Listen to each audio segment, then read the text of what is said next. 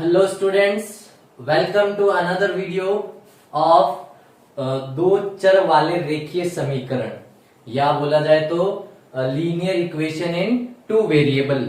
हम लोगों ने इस चैप्टर का बेसिक सीख लिया था। चैप्टर नंबर 3 है मैथमेटिक्स 10th क्लास एनसीईआरटी से।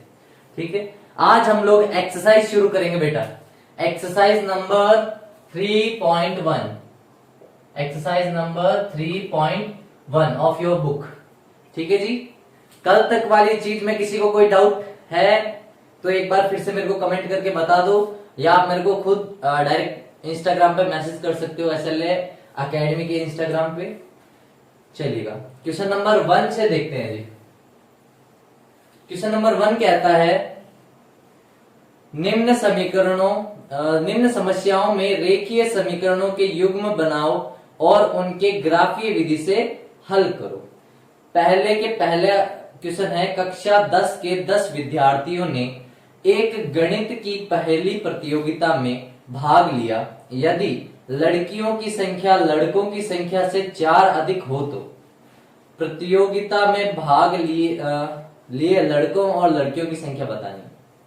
देखो जी, हमें किसके बारे में बिल्कुल नहीं दिया हुआ, पहले उस चीज को पकड़ते हैं ना। भाई लड़कियों की संख्या क्या है, ज्यादा दे रखी है किससे, लड़कों से, लेकिन ये थोड़ी बताया कि कितनी दे रखी है। तो माना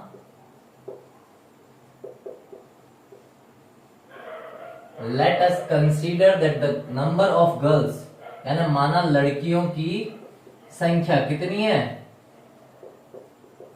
x है। तो बेटा लड़कों की कितनी होगी, संख्या को क्या मान लिया हमने, y मान लिया। अब देखो क्वेश्चन हमसे कह रहा है कितने बच्चे हैं टोटल मिला के बेटा, एक है x plus Y equals to what 10 है कि नहीं है। लड़के और लड़कियों ने मिलके कितने बच्चों ने पार्टिसिपेट किया, 10 बच्चों ने, तो दोनों का ऐड कितना हो गया, 10 हो गया। और दूसरी चीज हमें क्या दे रखी है, प्रश्नानुसार हमें दे रखा है लड़कियां कितनी ज्यादा है लड़कों से 4 ज्यादा, मतलब लड़कियों में से लड़के अगर घटा लूंगा तो कितने बचेंगे बेटा, 4 बचेंगे। अगर मैं इन दोनों इक्वेशन को सॉल्व करूं, सॉल्व करने का मतलब है टेबल बनाऊं, क्योंकि हमने कल देखा था कि टेबल बनानी पड़ेगी। टेबल बनाए पहली इक्वेशन से, इसको मैं इक्वेशन 1 दे देता हूं, इसको इक्वेशन 2, तो समीकरण 1 से देखो जी, x प्लस वाई बराबर कितना है बेटा, 10 है कि नहीं है। x प्लस वाई बराबर 10 है, हमें तो एक वेरिएबल यहां रखना है, x रखा, 10 माइनस वाई उधर भेज दिया। इस साइड में मैं एक सारणी बना लेता हूं।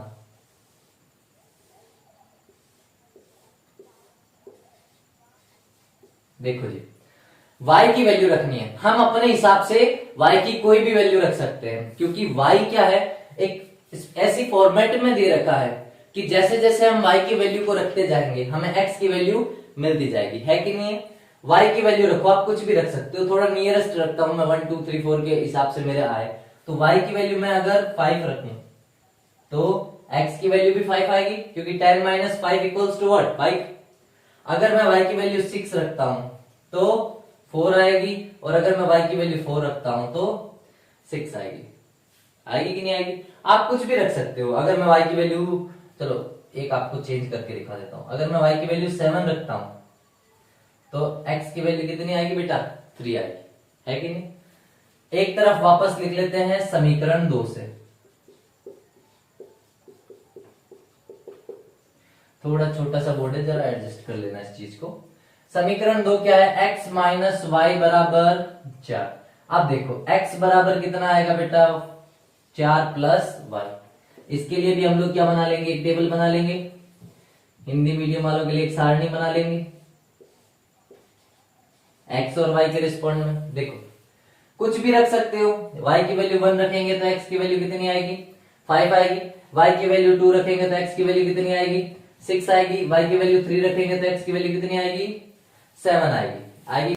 7/3 आ गई, x की वैल्यू आ गई 7, y की वैल्यू आ गई क्या, 3 आ गई। देखो टेबल देख के ही पता चल जाएगा कि ग्राफ कहां कटेगा। एक आया 7/3 यहां, एक आया 7/3 यहां, दोनों क्या है, इक्वल आए कि नहीं आए, ये भी इक्वल ये भी इक्वल, तो पॉइंट लाइन कटेगी कहां पे, इन्हीं दोनों पे कटेगी, और जहां लाइन कटेगी वही क्या होते हैं, आंसर होते हैं। लेकिन हमें कहा है कि आप ग्राफीय विधि से करो, तो ग्राफीय विधि से करते हैं। देखो इतनी सी चीज को लेके मैं एक ग्राफ ड्रॉ करता हूं। X axis, Y axis, Y dash axis और बेटा एक्स डैश एक्सिस। अब देखो वैल्यूज तो सबको पता है, ये क्या होता है, ओरिजिन होता है। ओरिजिन के कोऑर्डिनेट्स क्या होते हैं, 0,0 होते हैं। मैं यहां 1 ले लेता हूं, 2 3 4 5, इधर भी वापस 1 2 3 4 5, क्योंकि हमें x के अंदर 7 भी चाहिए होगा और y के अंदर 6 तक चाहिए होगा, है कि नहीं। तो x को और बढ़ा लो थोड़ा सा, 6 और 7, y के अंदर हमें चाहिए होगा 6 तक। तो मैं जरा एक्सरसाइज हटा के 6 तक ले लेता हूं। इससे बड़ी वैल्यूज है नहीं, माइनस में कोई भी वैल्यू है नहीं, ठीक है। होती तो हम लोग बना देते, वरना बना लो, चलो कोई -1 -2 -3 और -4, -1 -3 -4। देखो जी पहली टेबल से वैल्यू रखते हैं। x की वैल्यू 5 कहां पे ढूंढ लो, y की वैल्यू 5 कहां पे ढूंढ लो। इन दोनों को एक बार मिला के देख लो, यहां आ रहा है पॉइंट, इन दोनों का आ रहा है। अगला देखो x की वैल्यू क्या 4, y की वैल्यू क्या चाहिए 6, तो 4 के ऊपर 6 यहां आ रहा है। x की वैल्यू कितनी चाहिए 7 और y की वैल्यू कितनी चाहिए 3, 7 और 3 यहां आ रहा है। ये लाइन कैसे होते हुए निकलेगी, ऐसे होते हुए निकलेगी नहीं निकलेगी। इस लाइन के ऊपर हमें इसकी इक्वेशन जरूर लिख देनी है, मैं भूल गया हूं क्योंकि मैंने यहां से रफ कर दी थी, लेकिन शायद इसके लिए अपने पास इक्वेशन थी x प्लस वाई बराबर 10, ठीक है। दूसरी वाली इक्वेशन लिखते हैं। x के लिए हमें क्या वैल्यू चाहिए 5, y के लिए कितनी चाहिए बेटा 1, तो 5 और 1 तो यही आया। x के लिए हमें चाहिए 6 और y के लिए कितनी चाहिए बेटा 2, और तीसरा 7,7। तो एक लाइन कैसे निकलेगी, इन तीनों पॉइंट से होती हुई निकलेगी। इस लाइन के ऊपर इसकी इक्वेशन लिख देंगे जो थी x माइनस वाई बराबर 4, ठीक है। अब देखो ये दोनों पॉइंट कहां कटे, 7,3 पे कटे ना। जो पहली वैल्यू होती है वो हमेशा किसके लिए लिखी जाती है, x के लिए, और दूसरी वाली किसके लिए, y के लिए। तो हमारे यहां से ग्राफ के नीचे आप लोग लिख देना x बराबर कितना आया बेटा 7 आया, और y बराबर कितना आया 3 आया। x किसकी वैल्यू थी, लड़कियों की, तो लड़कियों की संख्या कितनी है 7, और y किसकी वैल्यू थी लड़कों की, तो लड़कों की संख्या कितनी है 3। ये इस क्वेश्चन का आंसर होगा बेटा। कोई भी अगर डाउट हो आपको रिगार्डिंग ग्राफ और कुछ भी, तो आप लोग कमेंट कर सकते हो, ठीक है। चलते हैं नेक्स्ट क्वेश्चन की तरफ।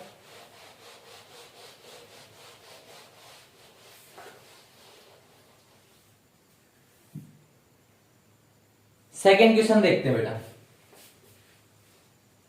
सेकंड नाम देखिए, पहले का सेकंड है ना, पहले का सेकंड देखते हैं। 5 पेंसिल और 7 कमलों का मूल्य 50 रुपए है, जबकि 7 पेंसिल और 5 कमलों का मूल्य कितना है 46 रुपए है। एक पेंसिल का मूल्य और एक कमल का मूल्य ज्ञात करना है। कुछ नहीं करना, माना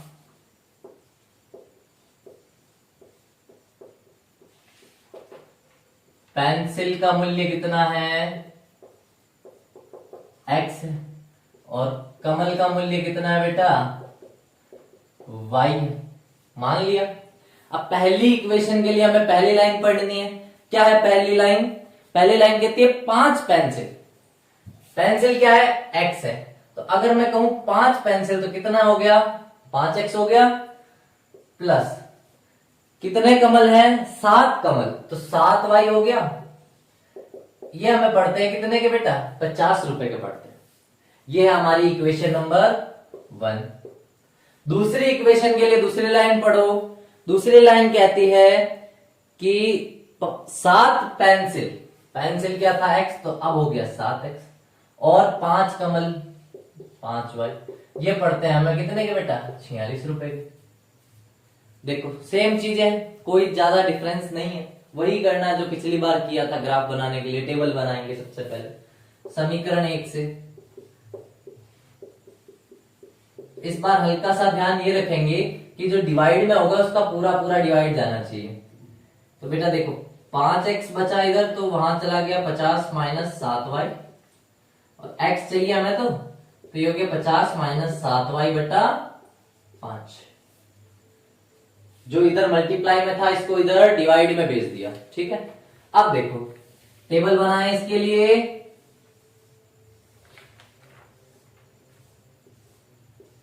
x और y की वैल्यू रखनी है, ऐसी वैल्यू रखनी है जिसको माइनस करने के बाद वो नंबर पूरा 5 से डिवाइड होना चाहिए, वरना आपको ग्राफ कैसा बनाना पड़ेगा, बहुत बड़ा बनाना पड़ेगा, क्योंकि पॉइंटों में जाएगी हर एक चीज। देखो 50 में से ऐसा क्या माइनस करूं कि 5 से डिवाइड चला जाए, 50 में से 50 में से ऐसा क्या माइनस करूं कि 5 से डिविजिबल हो जाए वो चीज। देखो सबसे पहली चीज, अगर मैं 50 में से 0 माइनस करता हूं, 50 में से अगर मैं y की वैल्यू 0 रख लूं, ये सारा घट जाएगा, तो 50 में 5 का भाग देंगे 10 आएगा। लेकिन 10 के लिए ग्राफ बहुत बड़ा बनाना पड़ेगा, थोड़ी छोटी वैल्यू सोचते हैं। आ जाओ, अगर मैं y की वैल्यू 5 लूं बेटा, तो 7 5 जा 35, और 50 में से अगर मैं 35 माइनस करूंगा बचेगा 15 में 5 का डिवाइड जाएगा कितनी बार, 3 बार। कितनी सी बात समझ में आई।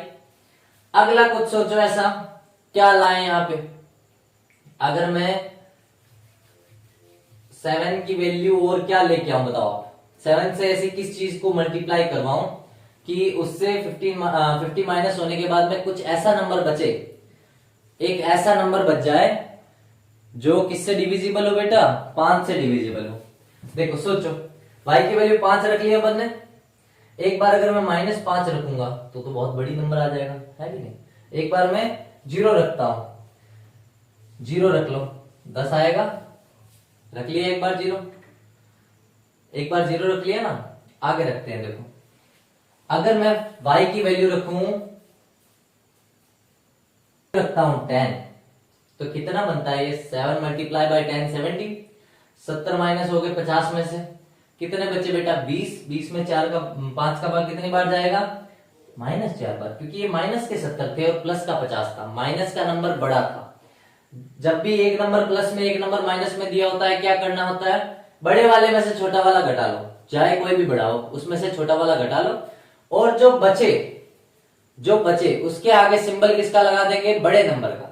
तो यहां 10 से मल्टीप्लाई करने के बाद क्या आया था 17 में से 15 माइनस कर लिया तो बचा 20 में 20 के आगे सिंबल किसका लगाएंगे, 70 का। क्यों, क्योंकि 70 बड़ा था इसलिए। अब देखो बन गई एक टेबल।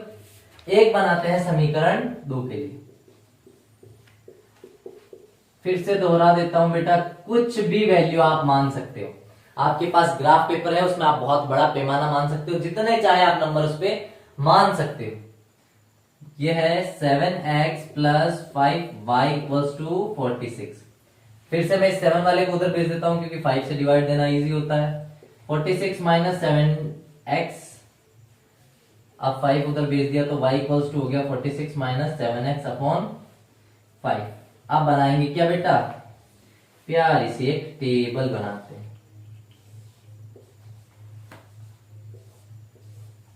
इस बार किसकी वैल्यू रखनी है, x की वैल्यू रखनी है, और y की वैल्यू क्या होगी, अपने आप आएगी।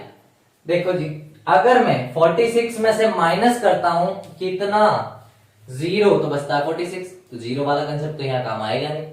और कुछ माइनस करो, 7 माइनस करो 46 में से कितना बचता है 39, ये भी नहीं काम में आएगा। चलो 2 से मल्टीप्लाई करो 14 हो जाएगा, 14 में से 46 माइनस करो जल्दी से, 46 में से 14 माइनस करो जल्दी से, कितना बच रहा है बेटा 32। ये भी हमारे काम की चीज नहीं है। 3 से मल्टीप्लाई करके देखो एक बार इसको 3 से मल्टीप्लाई करके देखो, 21 माइनस करके देखो बेटा, 46 में से अगर मैं 21 माइनस करूंगा मेरे पास बचेगा 25। तो 3 वाला मैटर बैठ रहा है। x की वैल्यू अगर मैं 3 ले रहा हूं तो कितना आ रहा है 25 आ रहा है। ये ऊपर वाला कितना बच रहा है 25 में 5 का डिवाइड कितने टाइम जाएगा, 5 टाइम जाएगा।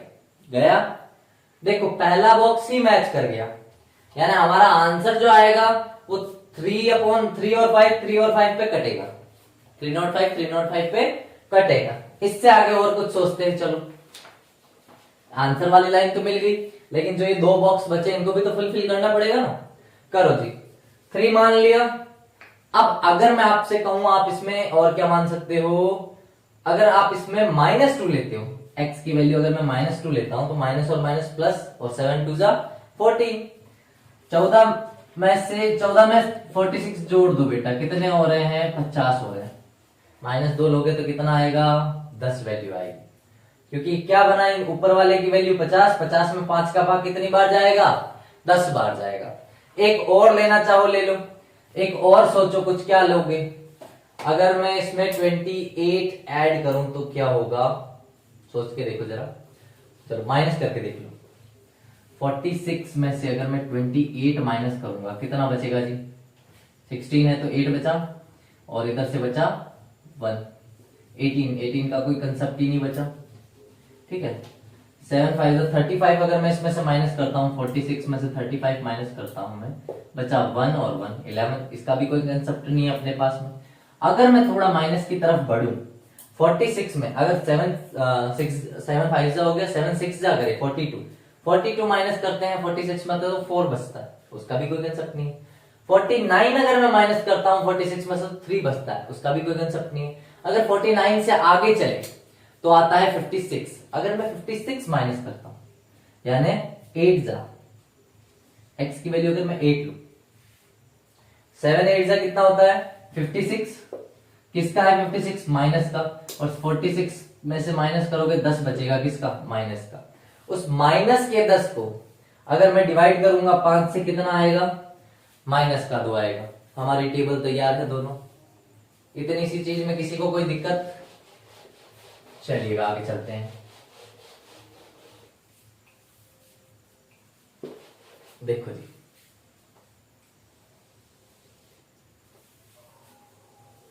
क्योंकि इस बार हमें माइनस में 2 तक चाहिए, माइनस में 4 तक चाहिए x के अंदर, तो ठीक है, इसलिए थोड़ा थोड़ा बड़ा ही बनाते हैं। x y के अंदर हमें हाईएस्ट वैल्यू चाहिए 10, तो छोटे छोटे लिखते हैं बेटा, 1 2 3 4 5 6 7 8 9 और 10। x के अंदर हमें हाईएस्ट वैल्यू चाहिए 8 और 10, तो इधर भी 10 लेना पड़ेगा। 1 2 3 4 5 6 7 8 9 और 10। माइनस के अंदर हमें तो कुछ नहीं, 4 तक चाहिए। ठीक है, x डैश में, और y डैश में अपने को कितना तक चाहिए, हाईएस्ट y के अंदर -2 ही है, तो कोई नहीं फिर भी ले लो, -1 -2 -3 -4 तक। पहली वाली टेबल का पहला बॉक्स है, x की तरफ कितना ढूंढना है, x की तरफ ढूंढना है 3, ढूंढा 3, और y की तरफ से ढूंढना है कितना बेटा, 5, तो 3 पे 5 कहां आएगा, यहां आएगा, आ गया। अगला ढूंढना है 10, और 10 पे कितना 0, तो 10 पे 0 मतलब 10 के ऊपर एक बिंदु लगा दो। अगला ढूंढना है माइनस का 4, किसके लिए, x के लिए, माइनस का 4 कहां है, यहाँ पे, और y के लिए 10, तो x के लिए माइनस का 4 और y के लिए 10, तो ये लाइन निकल गई बेटा जी ऐसे। देखो पहली बार हाथ से इतनी सीधी लाइन बनाई है मैंने। इसके लिए हमारे पास में इक्वेशन क्या थी बेटा, इसके लिए हमारे पास में पहली इक्वेशन थी ना, तो 5x plus 7y equals to 50, इस इक्वेशन पे हम लोग यहां काम कर रहे थे। इधर वाली लाइन इसके लिए ढूंढो, 3 और 5 यही आएगा। अगला है -2, x के अंदर -2 कहां है, यहाँ पे, और y के अंदर हमें क्या चाहिए, 10 चाहिए, तो यहां आ जाओ। आगे अगला क्या है बेटा, 8 और 2, x के लिए हमें क्या चाहिए, प्लस का 8, और y के लिए हमें चाहिए कितना बेटा, माइनस का 2, तो वो कहां आएगा, यहां आएगा। एक पॉइंट आया हमारा, सेकेंड वाला था माइनस का 2 पे 10, यहां दूसरा वाला पॉइंट आया इसको लेते हुए, और तीसरा वाला पॉइंट यहां से, ये लाइन बनी ऐसे। इसके लिए इक्वेशन थी 7x plus 5y equals to 46। ठीक है जी, ये दोनों लाइनें कटी कहां पे, एक पॉइंट आया था 3 और 5, 305 आया था, इसके ऊपर कटी थी।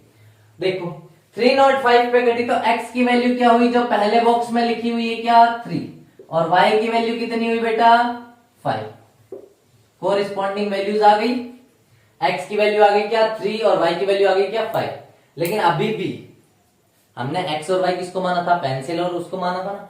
अगर हमें पूरी इक्वेशन प्रूफ करनी है तो हम लोग इक्वेशन में ही रखेंगे, वरना हमारे लिए सीधा हो गया पेंसिल 3 रुपए की और जो कलम था या पेन था वो आ रहा है कितने का, 5 रुपए का। इतनी सी बात अंडरस्टूड है, चलेगा। सेकंड नंबर क्वेश्चन भी हो गया, आगे बढ़ते हैं। चलिएगा आज की क्लास में रखते हैं इतना ही। नेक्स्ट वीडियो आएगा आपके सेकंड और थर्ड क्वेश्चन के ऊपर, ठीक है। बहुत ही बिंदास से सवाल है बेटा और बहुत अच्छे लेवल पे पूछे जाते हैं एग्जाम में। आप सभी को पता है 30% सिलेबस आपका कम हो गया, उसकी वजह से हर चैप्टर का वेटेज बेटा बढ़ गया है थोड़ा थोड़ा करके। तो ये जो चैप्टर है थर्ड नंबर, ये आपके आता था पहले 6 मार्क्स का, तो मोस्ट प्रोबेबली 10 मार्क्स का हो जाएगा। और 10 मार्क्स का मतलब अगर डिवाइड करें 3 नंबर के क्वेश्चन से, तो बेटा 3 सवाल तो आएंगे बड़े और एक आ जाएगा कुछ छोटा सा थ्योरी में से, ठीक है। और अगर थ्योरी में से भी मैं मोस्ट प्रोबेबली बोलूं तो ज्यादा बड़ी बात नहीं है, आपसे छोटी सी चीज पूछ लेगा, ये अपना लाइंस इंटरसेक्ट कब करती हैं, या परपेंडिकुलर कब होती हैं, या कोइंसाइन कब होती है, यानी संपाती, समांतर और प्रतिच्छेदी लाइंस कब कब बनती है, ठीक है। चलिएगा इस वीडियो को लाइक करिए, शेयर करिए अपने सभी दोस्तों के साथ में और बने रहिए हमारे साथ। मिलते हैं अगले वीडियो में, तब तक के लिए जय हिंद।